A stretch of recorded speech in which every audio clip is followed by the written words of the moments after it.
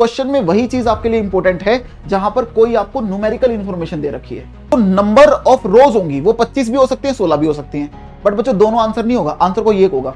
अब सर ये कैसे चेक करें, ध्यान से सुनिएगा। ऑप्शन की जरूरत वहां पड़ती है जहां ऑप्शन से अपन क्लिक कर रहे होते हैं। तो क्या अपन ने कोई भी सवाल ऑप्शन से क्लिक किया है? नहीं किया। तो इसलिए ऑप्शन आए ना आए तुम्हें टेंशन ही लेने की जरूरत नहीं है। तो एपी का सम होगा वही इनकी लेंथ का सम भी होगा, यस और नो। जो एपी का बच्चों यहाँ पर 11 टर्म का सम होगा वही क्या होगा, इनकी लेंथ का सम भी होगा। क्योंकि जो यहाँ पर एपी की हर एक टर्म है ना, वो क्या शो कर रही है, इस रंग की लेंथ शो कर रही है। ठीक है, हेलो बच्चों। तो बच्चों आज की इस वीडियो में हम डिस्कस करने वाले हैं case study based question of arithmetic progression, that is AP. तो बच्चों आई होप आप सभी ने ट्रिग्नोमेट्री का जो केस स्टडी का सेशन होगा वो आप सभी ने देख लिया होगा। अगर किसी भी बच्चे ने वो वीडियो नहीं देखा है तो बच्चों चैनल पे वीडियो अवेलेबल है, तो जरूर देख लीजिएगा। ठीक है, तो चलो बच्चों स्टार्ट करते हैं। तो एपी का पहला केस स्टडी बेस्ड क्वेश्चन आपके सामने है, तो फटाफट से इसको रीड करेंगे। तो बच्चों पहले केस स्टडी में क्या बोल रहा है, lumber is a significant natural resource that contribute job to the US company. ठीक है जी, आगे चलो। Lumber company source their raw material from privately managed और गवर्नमेंट लीज्ड फॉरेस्ट। यानी बच्चों लुम्बर के बारे में बात करें, लुम्बर क्या होता है बच्चों, एक तरह की वुड होती है। ठीक है, आगे चलो। In order to process tree wood into usable lumber, this raw material is transported to lumber mills where it is cut to the different sizes. Lumber is a primarily used by the construction industry, though it can also be used to produce furniture, paper, pulp and composites such as plywood. यानी बच्चों lumber के बारे में ही उसने बात कर रखी है। और मैंने आपको पिछली वीडियो में बताया था कि जब भी आप केस स्टडी बेस्ड क्वेश्चन को सोल्व करो तो जो बच्चों यहां पर थ्योरेटिकल चीजें हैं इनमें आपको टाइम वेस्ट नहीं करना, आपको जल्दी जल्दी इनको रीड आउट करना है, क्योंकि बच्चों क्वेश्चन में इनके बारे में नहीं पूछा जाएगा। क्वेश्चन में वही चीज आपके लिए इंपॉर्टेंट है जहां पर कोई आपको न्यूमेरिकल इंफॉर्मेशन दे रखी है। ठीक, आगे चलो। अब आगे बोल रहा है lumber company takes 200 logs in the following manner.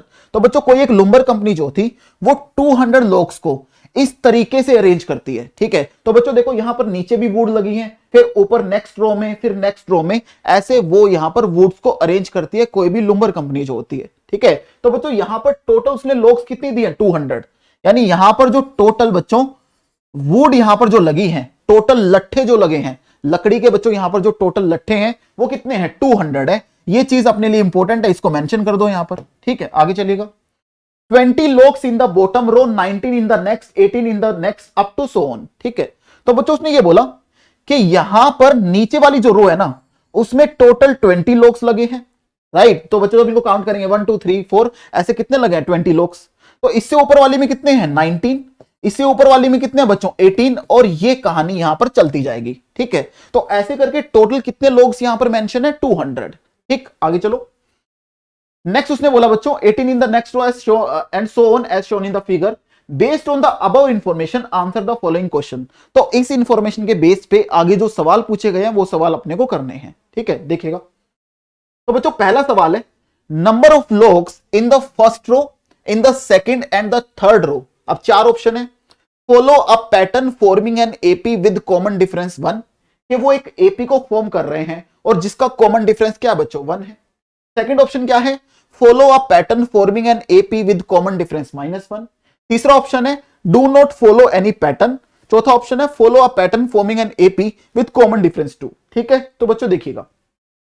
तो उसने बोला जो फर्स्ट रो में वुड लगी है, जो सेकंड रो में लॉग्स लगे हैं, थर्ड में लगे हैं, क्या वो कोई पैटर्न फॉलो कर रहे हैं क्या? चलो देखते हैं बच्चों।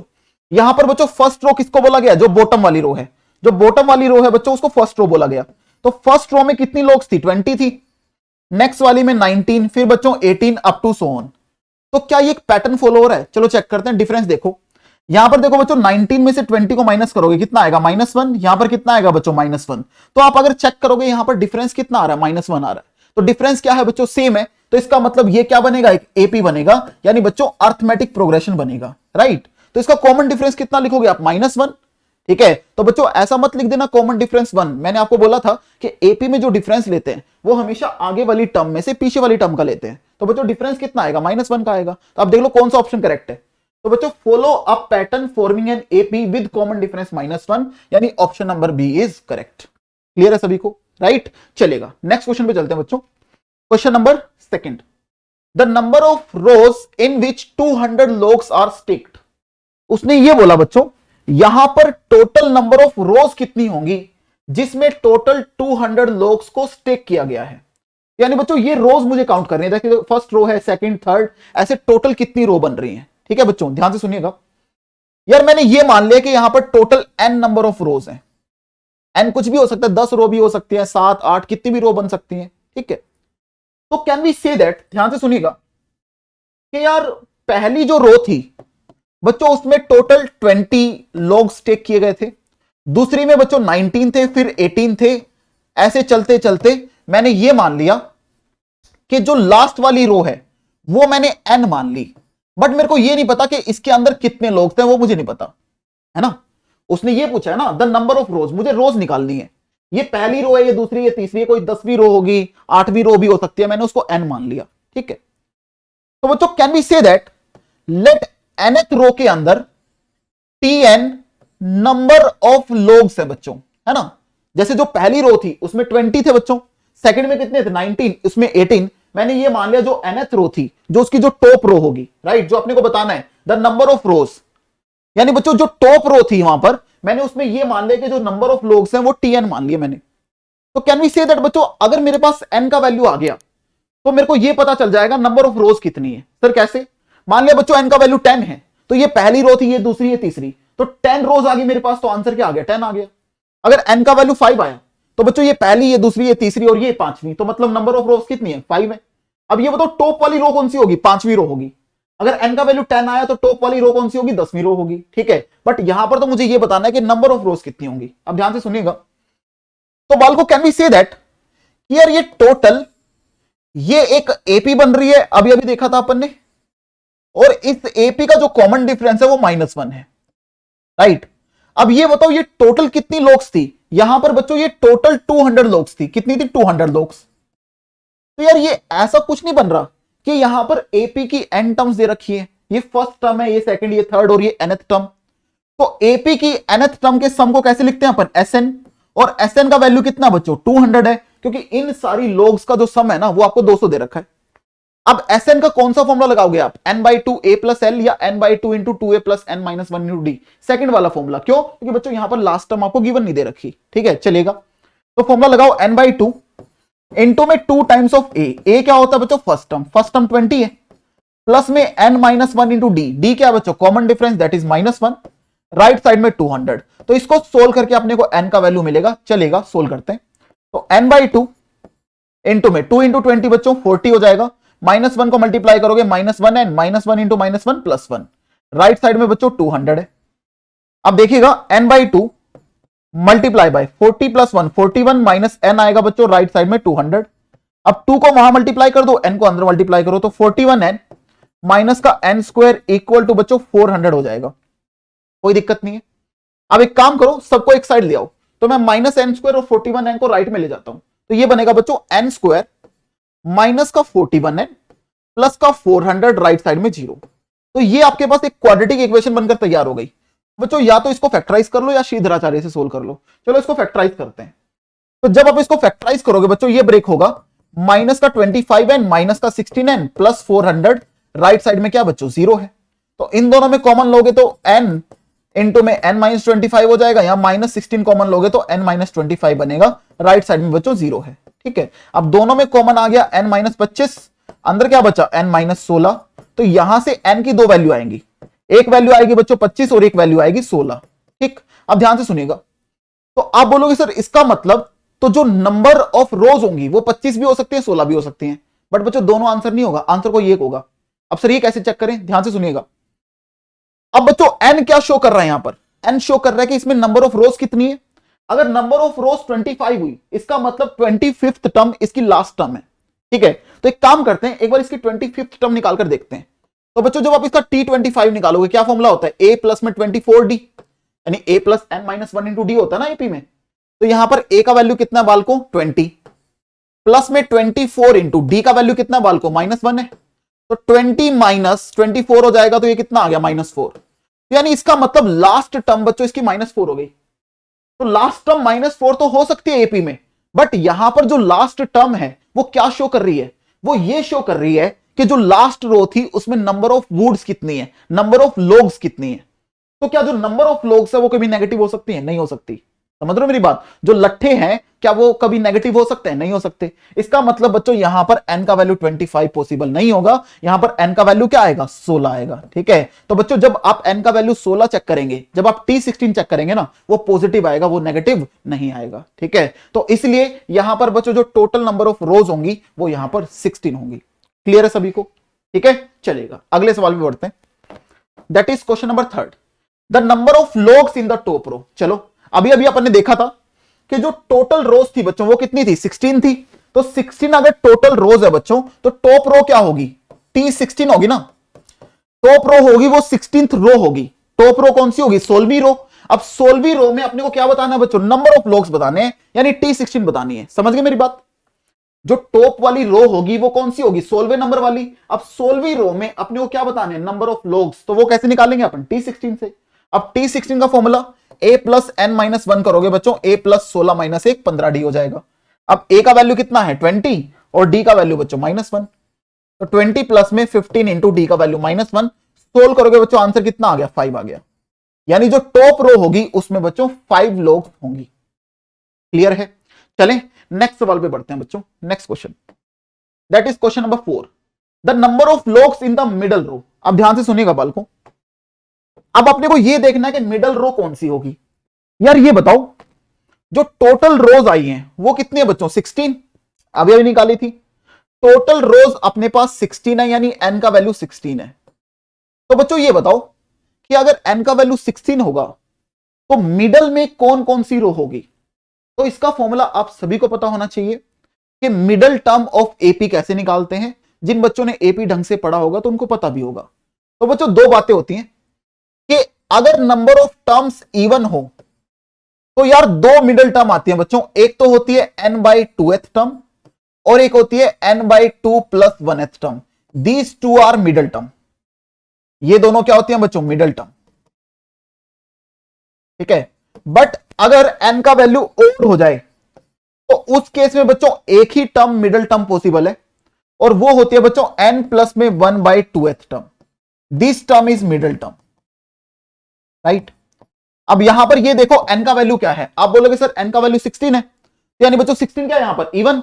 तो जब भी इवन होगा तो फॉर्मूला मैंने आपको क्या बताया कि n/2 यानी बच्चों 16/2 कितना? 8th टर्म मिडल टर्म होगी। एंड 16/2 8, 8 प्लस में एक कौन सा बच्चों? 9, यानी 9th टर्म। यानी जो 8वीं रो होगी और जो 9वीं रो होगी ये दोनों क्या होंगी बच्चों? मिडल रो होंगी। क्या होंगी? Middle row. आप सभी ने देखा होगा जब भी नंबर ऑफ टर्म्स इवन है तो दो मिडल टर्म आती है ना। जैसे मैंने आपको बोला कि 6 नंबर है, बताओ मिडल में कौन सा नंबर होगा? आप बोलोगे सर 3 और 4, ये क्या है? मिडल में है, दो नंबर। ठीक है, चलेगा। अब आपको 8वीं रो और 9वीं रो में नंबर ऑफ लोग्स बतानी है। तो बच्चों एपी की 8वीं टर्म कैसे निकालते हैं? a + 7d। और 9th टर्म कैसे निकालेंगे? a + 8d। अब a का वैल्यू कितना था? 20 और d का वैल्यू बच्चों -1 था। तो यहां से ये कितना आएगा? 13 आएगा। अगर यहां से अपन सोल्व करें, a का वैल्यू 20, d का वैल्यू बच्चों कितना था? -1 था। तो ये कितना आएगा? 12 आएगा। यानी आंसर विल बी 13 एंड 12, यानी ऑप्शन नंबर डी। राइट, चले अगले क्वेश्चन पे बढ़िएगा। Next is question number 5, the number of logs in top 2 rows. Top row नहीं है, मैंने करेक्शन करी है इसमें, टॉप 2 रोज। जो टॉप की 2 रो थी उनमें टोटल कितनी नंबर ऑफ लोग्स होंगी? ठीक है, तो बच्चों टोटल रोज तो अभी अभी अपन ने देखी थी, कितनी थी? जो टोटल रोज निकल कर आई थी बालकों वो थी यहां पर 16। ठीक है, अब उसने बोला जो टॉप की 2 रो होंगी कौन कौन सी? एक तो बच्चों 15 हो जाएगी और एक 16 रो हो जाएगी। इन दोनों में कंप्लीट मिलाकर टोटल कितनी लोग्स हैं? यानी हमें निकालना है यार T15। T15 मतलब 15वीं रो में टोटल नंबर ऑफ लोग्स।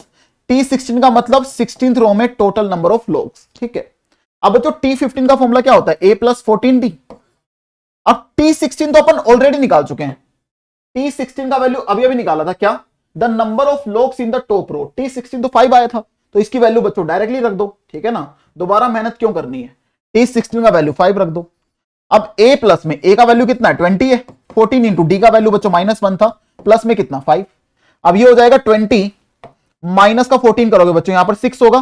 6 में 5 को ऐड करो, आंसर विल बी 11। तो बच्चों जो टोटल लोग्स होंगी टॉप की 2 रो में वो 11 होंगी। ठीक है, तो बच्चों ये थे टोटल 5 क्वेश्चन पहले केस स्टडी बेस्ड क्वेश्चन पे एपी के। ठीक है, आई होप आपको 5 के 5 सवाल समझ में आए होंगे। तो यार जैसे जो पहला मैंने ट्रिग्नोमेट्री का केस स्टडी सेशन डाला तो उसकी मैं लाइव चैट पढ़ रहा था साथ में, है ना। कई बार मैं पढ़ लेता हूँ, है ना, जो तुम लोग बातें करते हो ना, कई बार मैं देखता हूँ। मैंने कल कमेंट भी किया था कि बातें मत करो, सेशन देख लो। कई बार बच्चे बोलते हैं सर लाइव नहीं है, चलो बातें चलती हैं आपस में। भाई लाइव, अगर लाइव नहीं है ना, अगर प्रीमियर भी हो रहा है तो मैं बीच बीच में चैट देखता रहता हूँ। तो उस चैट में एक कमेंट था एक बच्चे का कि सर जो सीबीएसई का पेपर पैटर्न है उसमें केस स्टडी में ऑप्शन नहीं आएंगे। तो बच्चों अगर ऑप्शन नहीं आएंगे तो क्या बात है, कोई दिक्कत थोड़ी है क्या यार। हमें यहां पर ऑप्शन की जरूरत पड़ रही है, नहीं पड़ रही। ऑप्शन तो चलो इसमें गिवन दे रखे थे, इसलिए मैंने यहां पर टिक कर रहा हूं। अगर ऑप्शन नहीं भी होते ना तब भी अपना काम चल जाता। समझ रहे हो मेरी बात यार। ऑप्शन की जरूरत वहां पड़ती है जहां ऑप्शन से अपन क्लिक कर रहे होते हैं। तो क्या अपन ने कोई भी सवाल ऑप्शन से क्लिक किया है? नहीं किया। तो इसलिए ऑप्शन आए ना आए तुम्हें टेंशन ही लेने की जरूरत नहीं है। समझ रहे हो मेरी बात? ठीक है, आगे चलो। Next is second case study session बच्चों। केस स्टडी का सेकंड क्वेश्चन एपी का, ठीक है, बिल्कुल ध्यान से समझिएगा। A small terrace at a football ground comprises of 15 step. तो बच्चों यहां पर देखो स्टार्टिंग से ही न्यूमेरिकल इंफॉर्मेशन है, तो मार्क करते हुए चले। तो यार ये आपको 15 स्टेप का एक यहां पर बच्चों स्मॉल टेरेस दे रखा है। देखा होगा ना फुटबॉल ग्राउंड में ऐसा कुछ स्मॉल टेरेस सा बना होता है जिसमें ऐसे स्टेप लगी होती है। तो उसने बोला टोटल 15 स्टेप है, each of which is 50 metre long. तो हर एक स्टेप जो है ना बच्चों वो 50 मीटर लॉन्ग है, यानी इसकी जो चौड़ाई है ना बच्चों हर एक स्टेप की, देखो ये एक स्टेप है, ये एक स्टेप है, ये एक स्टेप है, हर एक स्टेप की जो चौड़ाई है वो आपको बच्चों 50 मीटर दे रखी है। ठीक है, वैसे इसने मेंशन भी कर रखा है यहां पर 50 मीटर। आगे चलो। And built of solid concrete. तो बच्चों वो कंक्रीट से बनी है। Each step rise of 1/4 metre and tread of 1/2 metre. तो बच्चों ध्यान से सुनना, बच्चों जो हर एक स्टेप की जो चौड़ाई है ना, ट्रेड का मतलब है बच्चों चौड़ाई, थ्रेड का मतलब है चौड़ाई। हर एक स्टेप की जो चौड़ाई है, मतलब ये चौड़ाई हाफ, ये चौड़ाई हाफ, ये चौड़ाई बच्चों हाफ, ये चौड़ाई हाफ। ठीक है, उसके बाद each step rise of 1/4 metre. हर एक स्टेप ना 1/4 मीटर ऊपर उठता जा रहा है। देखो यार जो पहले वाला स्टेप था उसकी हाइट बच्चों यहां पर कितनी थी? 1/4 मीटर। नेक्स्ट वाले की पता क्या होगी? 1/4 में 1/4 जुड़ जाएगा। इसकी 1/4 थी, नेक्स्ट वाले की 1/4 प्लस 1/4 2/4। 2/4 क्या होता है? 1/2 होता है। अगले वाले की बच्चों 1/4 प्लस 1/4 प्लस 1/4 क्या हो जाएगी? 3/4। यानी जो ऊंचाई है बच्चों वो हर बार 1/4 मीटर बढ़ जाती है। पहले की 1/4 थी, सेकंड की 1/4 प्लस 1/4, थर्ड वाले की 1/4 plus 1/4 plus 1/4 up to so on. ठीक है, यानी लेंथ और ब्रेड्थ में कोई चेंज नहीं आ रहा। किसमें चेंज आएगा? ऊंचाई में। यार सीढ़ियों में यही तो होता है कि लेंथ और ब्रेड्थ में कोई चेंज नहीं आता, बस ऊंचाई बढ़ती जाती है। तो पहले बच्चों जो हाइट थी वो 1/4 थी, फिर 2/4, फिर 3/4, फिर 4/4, ऐसे ये चलती जाएगी। यानी हर बार 1/4 जुड़ेगा। ठीक, आगे चलो। लेट V1, V2, V3 अप टू V15 denote respectively the volume of concrete required to build the first, second, third and 15th step. तो उसने ये बोला कि जो V1 है, V2 है, V3 है, चलते चलते V15 तक, ये क्या है? हर एक स्टेप को बनाने में जो कंक्रीट का वॉल्यूम लगा। यानी बच्चों V1 अपन कह सकते हैं पहले वाली सीढ़ी का वॉल्यूम, V2 सेकंड का, V3 थर्ड का, ये वॉल्यूम दे रखा है हर एक स्टेप का। ठीक है, आगे चलिएगा। Based on the above information answer the following question. तो इस इंफॉर्मेशन के बेस पे जो आगे सवाल पूछे गए हैं उनका हमें जवाब देना है। ठीक है, तो बच्चों पहली बात तो ये वाला जो पैराग्राफ था, ये वाला जो केस स्टडी था, इसमें पूरा ही डेटा न्यूमेरिकल था, इसलिए हमने पूरा डेटा बच्चों अच्छे से पढ़ा। बट पिछले वाले में स्टार्टिंग में उसने क्या बता रखा? स्टार्टिंग में उसने वुड के बारे में बता रखा था, वो कहां से आ रही है, क्या रॉ मटेरियल डलता है, वो सारी चीजें बच्चों वो इंपॉर्टेंट नहीं थी, इसलिए मैंने बोला था उसको जल्दी जल्दी रीड करो। आपको वही डेटा पे ध्यान देना जो न्यूमेरिकल डेटा हो। ठीक है, चलेगा, आगे बढ़ो। अब पहला सवाल क्या है? Height of first, second, third up to 15th step form an AP with common difference 1/4, an AP with common difference 1/2, an AP with common difference 3/4, an AP with common difference -1/4 metre. उसने ये बोला बच्चों जो ये पहला step है, दूसरा step, तीसरा स्टेप, चौथा स्टेप, इनकी जो हाइट है वो क्या फॉर्म कर रही है? एक एपी फॉर्म कर रही है? नहीं कर रही। फॉर्म कर रही है तो उस एपी का कॉमन डिफरेंस क्या है? ध्यान से देखिएगा। तो बच्चों जो पहला स्टेप था उसकी हाइट कितनी थी? उसकी हाइट थी 1/4 मीटर पहले स्टेप की। सेकंड वाले स्टेप की उसने बोला था हर बार 1/4 जुड़ रहा है, तो सेकंड वाले की हाइट क्या हो जाएगी? 2/4। फिर बच्चों थर्ड वाले की क्या हो जाएगी? एक बार और 1/4 जोड़ दो, 3/4। नेक्स्ट वाले की 4/4 और ये चलता जाएगा। टोटल 15 स्टेप है, राइट। अब देखो बच्चों इस सीक्वेंस के अंदर कॉमन डिफरेंस क्या आ रहा है? आप डिफरेंस करोगे, आप 2/4 में से 1/4, 1/4, यहां पर भी बच्चों 1/4, यहां पर भी 1/4, यानी ये एक एपी बन रही है जिसका कॉमन डिफरेंस क्या है बच्चों? 1/4 है। यानी जो हाइट होगी वो एक एपी बनाएगा जिसका कॉमन डिफरेंस क्या होगा बच्चों, 1/4 मीटर, यानी answer is option number A. ठीक है, चलेगा, आगे बढ़ते हैं नेक्स्ट सवाल पे। That is question number second, the value of V2। V2 क्या था बच्चों, जो आपका सेकंड स्टेप था उसका वॉल्यूम। V2 था बच्चों जो आपका सेकंड स्टेप है, सेकंड स्टेप को बनाने में जो कंक्रीट लगी उसका वॉल्यूम। ठीक है, अब बच्चों पहली बात तो ये बताओ, जो हर एक स्टेप है वो किस शेप का है, क्यूबॉइड शेप का। यार ये कौन सी शेप है बच्चों, क्यूबॉइड शेप। अब क्यूबॉइड का वॉल्यूम क्या होता है, L into B into H. अब देखो लेंथ तो इनकी फिक्स है, लेंथ कितनी है बच्चों 50 मीटर, ब्रेड कितनी है इसकी 1/2 मीटर, चेंज किस में आ रहा है, हाइट में। अब जो सेकंड वाला स्टेप है उसकी हाइट कितनी है बच्चों, 2/4 है। पहले की 1/4 थी, सेकंड वाले की 1/4 प्लस 1/4 कितना 2/4, थर्ड वाले की 3/4। ठीक है, तो बच्चों सेकंड वाले का अपने को वॉल्यूम बताना है, तो वॉल्यूम का formula L into B into H. तो लेंथ कितना है बच्चों हर एक स्टेप का 50 मीटर, ब्रेड कितना है 1/2 मीटर, हाइट कितनी है बच्चों, सेकंड स्टेप की बात हो रही है यहां पर 2/4। अब देखिएगा 2 से 2 कट गया तो कितना आया 50/4, कट करो 2 2 4, ये बच्चों 25 पे गया, 25/2 कितना 12.5। यूनिट क्या आएगी यहां पर, मीटर क्यूब, क्योंकि सब कुछ मीटर में था ना, और वॉल्यूम की यूनिट क्या होती है, क्यूबिक यूनिट, तो answer will be 12.5 metre cube. ठीक है, समझ में आ गया। चलो आगे बढ़ते हैं नेक्स्ट सवाल पे। That is question number third, the volume of concrete used in the middle step. तो जो मिडल स्टेप होगी उसमें जो कंक्रीट का वॉल्यूम लगा बच्चों वो कितना होगा, वो हमें बताना है। ठीक, ध्यान से देखिएगा, आपको पता है यहां पर टोटल 15 स्टेप है बच्चों, कितनी स्टेप है 15 स्टेप। तो पहले तो आप ये बताओ कि मिडल स्टेप कौन सी होगी। अभी थोड़ी देर पहले आपको बताया था पिछले वाले केस बेस में, क्या कि अगर नंबर ऑफ टर्म्स ओड है तो बच्चों यहां पर 15 क्या है, ओड है, तो मिडल टर्म कौन सी होती है, n+1 डिवाइड बाई 2, यानी बच्चों 15 + 1/2, तो 15 + 1 कितना 16/2, कौन सा बच्चों 8। यानी जो 8वीं स्टेप होगी बच्चों वो क्या होगी, आपकी मिडल स्टेप होगी यहां पर। तो आपको क्या निकालना है, उसका वॉल्यूम निकालना है, यानी you will have to find out V8। क्या निकालना बच्चों, V8। फॉर्मूला क्या होता है वॉल्यूम निकालने का, क्योंकि यहां पर क्यूबॉइड है, तो L into B into H.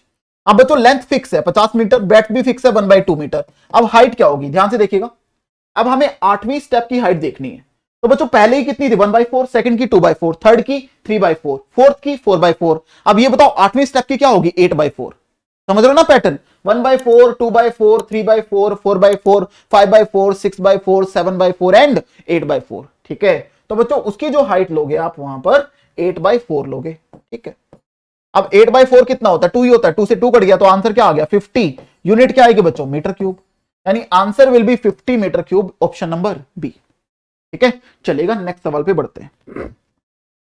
देखिएगा बच्चों, तो इस क्वेश्चन में बच्चों क्या बोल रहा है, the sum of the surface area of the 15 treads. तो बच्चों जो 15 ट्रेड्स हैं उनका सम ऑफ सरफेस एरियाज मुझे बताना है क्या होगा, बिल्कुल ध्यान से समझिएगा। अब बच्चों जो हर एक ट्रेड है, अब ट्रेड का मतलब क्या होता है बच्चों, ट्रेड का मतलब होता है जिस सरफेस पे अपन चढ़ रहे हैं, ट्रेड का मतलब जिस सरफेस पे अपन चढ़ रहे हैं।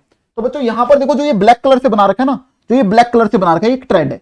फिर बच्चों ये दूसरा, जैसे अपन मान लिया एक सीढ़ी है, जैसे एक सीढ़ी, ये दूसरी बच्चों, ये तीसरी, ये चौथी, तो ट्रेड क्या होता है, ये वाला surface, first second third fourth. तो मुझे ये जो 15 ट्रेड बन रहे हैं ना बच्चों, इनका मुझे क्या निकालना है, टोटल सरफेस एरिया बताना है क्या होगा 15 के 15 का। अब बच्चों ये बताओ किस शेप का, ये रेक्टेंगुलर का, किस शेप का, रेक्टेंगुलर का। देखो ये वाला सरफेस क्या है, रेक्टेंगुलर, ये भी क्या है बच्चों रेक्टेंगुलर, ये भी रेक्टेंगुलर, यानी ये सारे रेक्टेंगुलर सरफेस हैं। अब रेक्टेंगल का एरिया क्या होता है, लेंथ इंटू ब्रेड्थ। अब देखो बच्चों इसकी लेंथ कितनी है 50 मीटर और ब्रेड्थ कितनी है 1/2 मीटर, तो यानी एक का एरिया आ जाएगा। क्या सबका एरिया सेम होगा, बिल्कुल होगा, क्योंकि सबकी जो लेंथ है वो 50 है और बच्चों ब्रेड्थ कितनी है 1/2 मीटर, राइट। तो यानी बच्चों जो टोटल 15 का, जो 15 ट्रेड्स हैं उनका जो सरफेस एरिया आएगा, अब एक का होगा बच्चों 50 इंटू में 1/2, यानी length into breadth.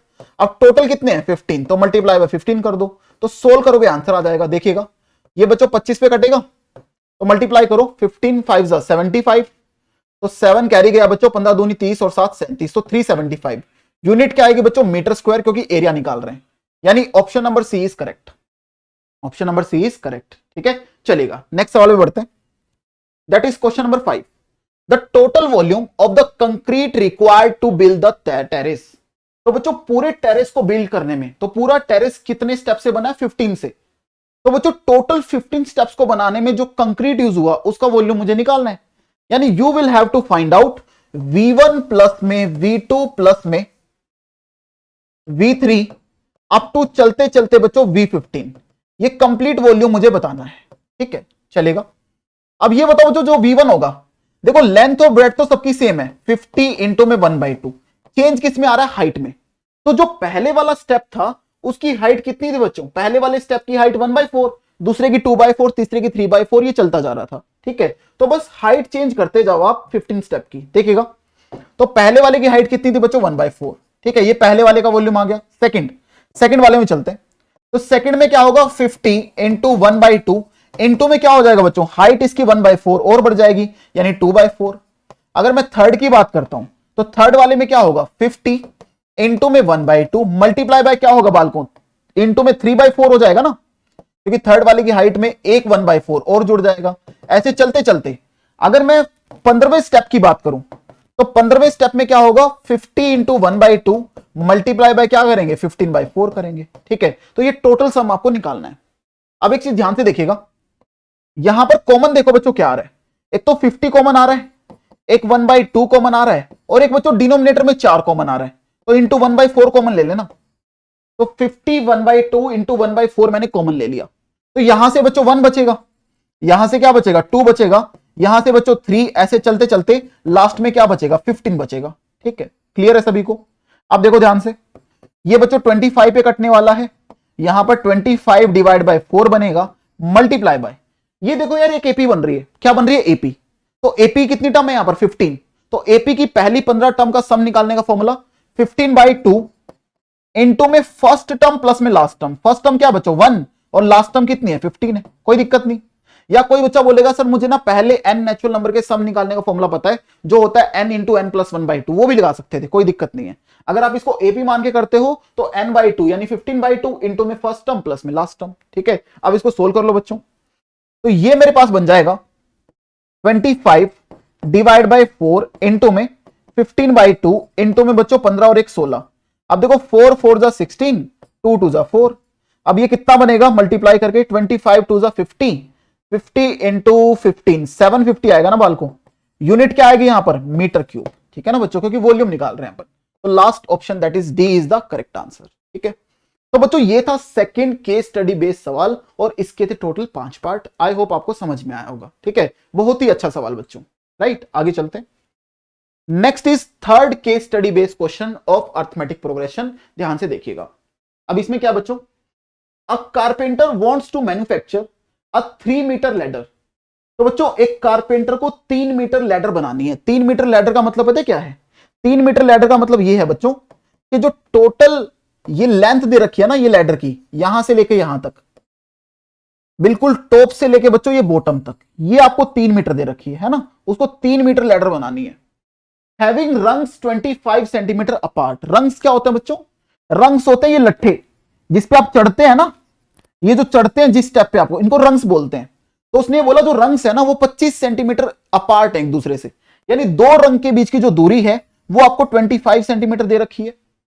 The rungs decrease uniformly in length from 45 centimetre at the bottom to 25 centimetre at the top. तो बच्चों जो रंग की लेंथ है ना वो डिक्रीज होती जा रही है, सीढ़ी में ऐसे ही तो होता है। ये वाली रंग की लेंथ 45 है, फिर घटेगी, फिर घटेगी, फिर घटेगी, फिर घटेगी, और ये 25 सेंटीमीटर तक पहुंच जाती है। और बच्चों ये यूनिफॉर्मली डिक्रीज हो रही है। यूनिफॉर्मली डिक्रीज होने का मतलब, जैसे मान लिया 45 और ये 40 है, मान ले फिर ये क्या होगा बच्चों 35 होगा, ये 30 होगा, यानी जो डिक्रीज यहां हुआ वही डिक्रीज यहां होगा। यूनिफॉर्मली डिक्रीज का मतलब बच्चों ये होता है।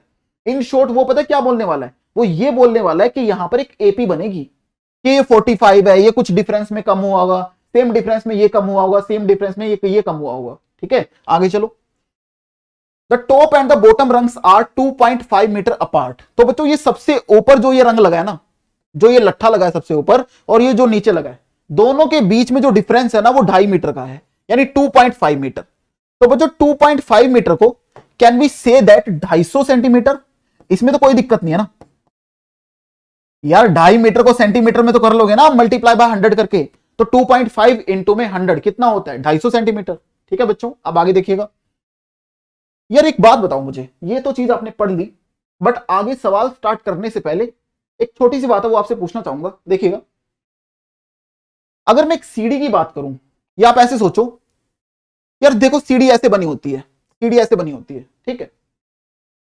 ये बच्चों एक गैप है, ये क्या है, एक गैप है। तो एक गैप बनाने के लिए मुझे कितनी लकड़ियों की जरूरत पड़ी, 2 लकड़ियों की।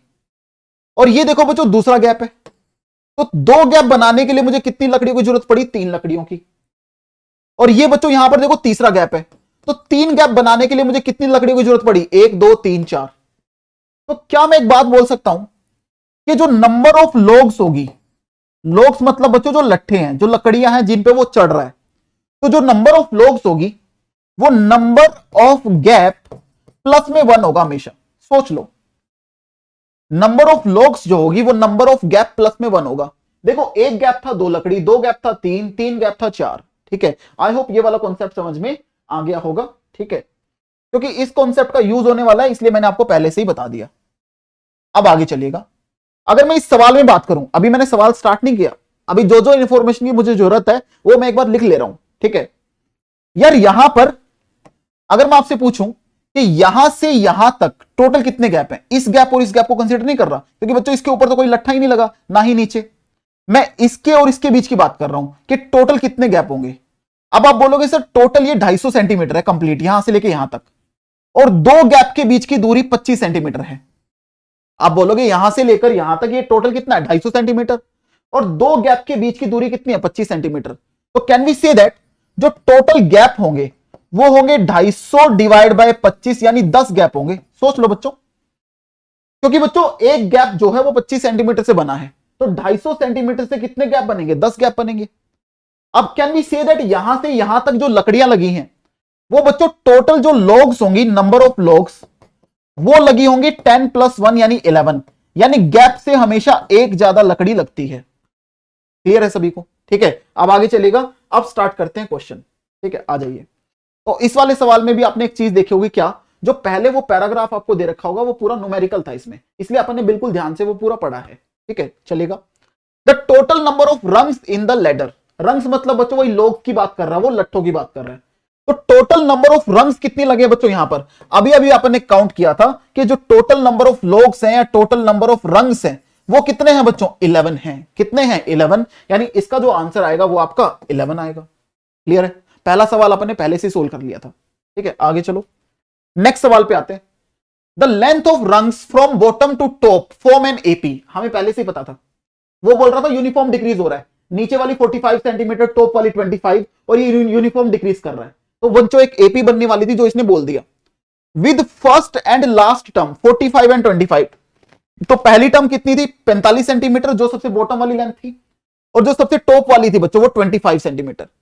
तो उसने पूछ लिया the common difference of the AP, इस एपी का कॉमन डिफरेंस क्या होगा? बहुत आसान है यार, यहां पर देखो उसने बोला कि जो पहली टर्म है एपी की, यानी बच्चों जो बॉटम वाले रंग की जो लेंथ है वो कितनी है? 45 सेंटीमीटर, एंड जो टॉप पे रंग लगा है वो है बच्चों लास्ट टर्म ऑफ एपी, और उसकी लेंथ कितनी है? 25 सेंटीमीटर। आपसे क्या पूछ रहा है? आपसे पूछ रहा है कि कॉमन डिफरेंस क्या होगा एपी का। अब बाल को ये बताओ मुझे, यहां पर जो ये एल है ये कौन सी टर्म होगा? तो अभी अभी आपने एक चीज देखी थी, क्या? कि जो टोटल रंग थी ना वो 11 थी, यानी बच्चों जो ये लास्ट टर्म है, जो ये लास्ट लोग है, ये कौन सी है? 11 वाली रंग है। ये 11th नंबर वाली लकड़ी है, ये पहली, ये दूसरी, ये तीसरी, ये चौथी, और ये 11th नंबर पे लगी है, मतलब ये 11th टर्म ऑफ एपी है। यानी बच्चों जो एन का वैल्यू है ना वो 11 है, और जो 25 है वो क्या है? nth टर्म यानी लास्ट टर्म। ठीक है, तो यानी बच्चों यहां पर जो ये एल है ये 11th टर्म है बालकों, ये क्या है यहां पर? 11th टर्म है, यानी एन का वैल्यू क्या है यहां पर? 11, और ये मेरा टीएन है। क्लियर है सभी को? अब ध्यान से सुनिएगा, एल का फॉर्मूला या टीएन का जो फॉर्मूला होता है वो क्या होता है? A plus n minus 1 into d. अब एल या टीएन कितना दे रखा है? 25, इक्वल टू पहली टर्म कितनी है बच्चों? 45, प्लस में एन माइनस 1 यानी 11 माइनस 1, डी अपने को बच्चों निकालना है। अब 45 को यहां ले आओ, तो 25 माइनस 45 माइनस का 20, इक्वल टू 11 माइनस 1 कितना? 10 इंटू में डी, तो डी का वैल्यू आ जाएगा -20 डिवाइड बाई 10 कितना बच्चों? माइनस का 2 आ जाएगा। ठीक है, तो यानी जो कॉमन डिफरेंस हो गया आपका वो माइनस का 2 सेंटीमीटर आ चुका है। क्लियर? चलें आगे बढ़िएगा नेक्स्ट सवाल पे। That is question number 3। The length of, अरे भाई चला जा यार, तू क्यों हमें परेशान करता है बीच बीच में, है ना? हमें मत परेशान किया कर भाई। ठीक है, आ जाओ बच्चों। The length of the middle रंग, यार जो सबसे बीच वाली रंग होगी ना, जो सबसे बीच वाली लकड़ी होगी, है ना? देखो पहली स्टेप, दूसरी स्टेप, तीसरी स्टेप, चौथी स्टेप, तो जब से बीच वाली जो रंग होगी उसका लेंथ मुझे बताना है। अब ये बताओ यहां पर टोटल रंग कितनी लगी थी सर? 11 लगी थी। अब 11 क्या है बच्चों? एक ओड नंबर, और जब भी ओड नंबर है तो मिडल टर्म निकालने का फॉर्मूला मैंने आपको बताया था क्या, कि यहां पर 11 में 1 ऐड कर दो, डिवाइड बाय 2 कर दो। 11 + 1 12, 12 बाय 2 कितना होता है बच्चों? 6। यानी जो 6 नंबर वाली लॉग होगी वही आपकी मिडल रंग होगी। क्लियर है? जो 6 नंबर वाली लॉग होगी वही क्या होगी बच्चों? मिडल रंग होगी। अब देखिएगा, अब एपी में 6th टर्म निकालने का फॉर्मूला, a प्लस में 5d। अब पहली टर्म कितनी थी बच्चों? पहली टर्म थी यहां पर कितना? 45। पहली टर्म 45 थी, प्लस में 5 इंटू डी का वैल्यू कितना था? अभी अभी निकाला था, डी का वैल्यू -2। क्लियर है? अब 45 5 इंटू -2 माइनस का 10 हो जाएगा, आंसर आ गया बच्चों 35। यानी जो मिडल रंग होगी उसका जो लेंथ होगा वो 35 सेंटीमीटर होगा। ठीक है, चलेगा, अगले सवाल पे बढ़ते हैं। Next question, length of the wood used for rungs. तो बच्चों रंग्स बनाने में जो लेंथ ऑफ वुड यूज हुआ वो आपको बताना है। तो बच्चों रंग्स क्या होता है? रंग्स होते हैं स्टेप्स, रंग्स होते हैं स्टेप्स।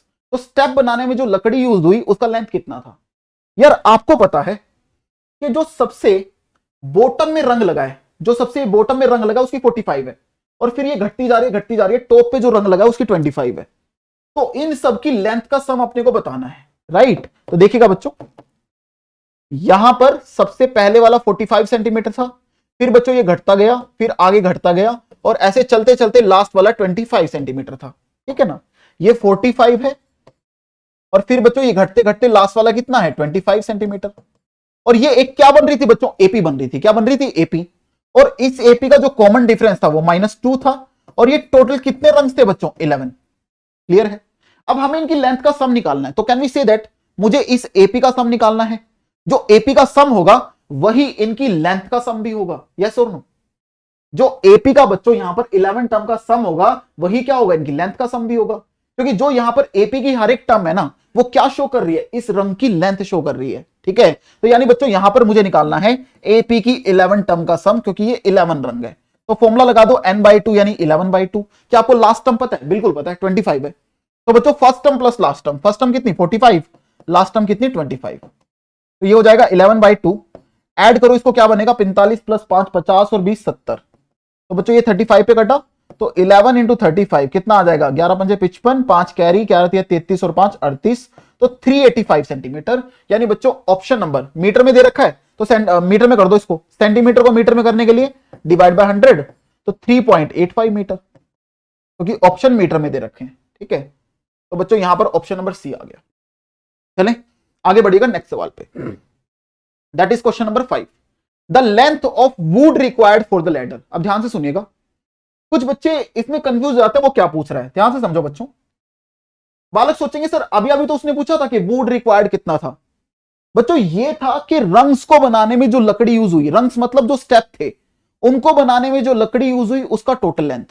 बट यहां पर वो ये पूछ रहा है length of would required for the ladder, complete ladder के लिए जो वुड रिक्वायर्ड हुआ उसकी लेंथ कितनी थी। सुनिएगा, स्टार्टिंग में उसने एक बात बोली थी यहां पर, क्या? कि जो टोटल ये लैडर है बच्चों, इसकी जो लेंथ है ये 3 मीटर है। तो ये 3 मीटर कहने का मतलब बच्चों पता क्या था? कि जो यहां पर ये लकड़ी लगी है ना साइड में, ये जो लकड़ी लगी है ऐसे, जो ये टिल्ट ये लकड़ी लगी है, इसकी लेंथ बच्चों 3 मीटर है। यानी 3 मीटर ये लकड़ी लगी होगी। सिमिलरली यहां पर भी बच्चों ये लकड़ी भी तो 3 मीटर है। समझ गए मेरी बात? तो 3 मीटर लकड़ी यहां पर, 3 यहां पर, तो बच्चों 6 मीटर ये लकड़ी एक्स्ट्रा लगी है। समझ रहे हो मेरी बात? देखो यहां पर ये बनाने में जो टोटल लकड़ी लगी रंग्स बनाने में वो 3.85 मीटर लगी, जो कि अभी अभी अपन ने निकाला था। उसके अलावा 3 मीटर का एक डंडा ये लगा, 3 मीटर का एक डंडा ये लगा, यानी टोटल 6 मीटर भी आपको ऐड करना पड़ेगा।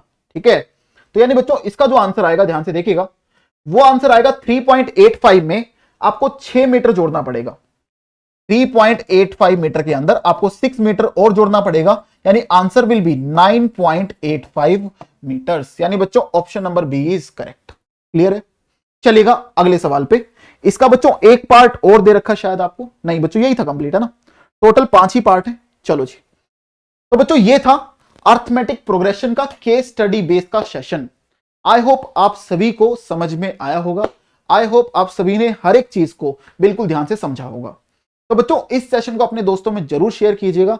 मैंने कोशिश करी है कि अगर आपको हर एक चीज मैं बिल्कुल बेसिक से करवाऊं, और वही मैंने यहां पर करवाया बच्चों आपको। ठीक है, आई होप आपको सेशन अच्छा लगा होगा।